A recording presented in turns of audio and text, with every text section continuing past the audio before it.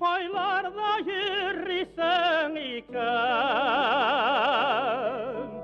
altınım keleş yüzlü irken qaytırsın dep min ümit etem min seni hamam kütem.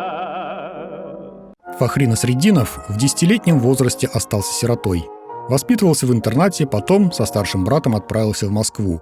Работал на московской текстильной фабрике, участвовал в работе драмкружка и стал актером Московского государственного татарского рабочего передвижного театра.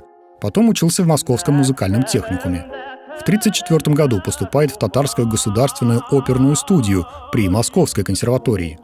С 1939 по 1983 годы солист Татарского государственного театра оперы и балета имени Мусы Джалиля.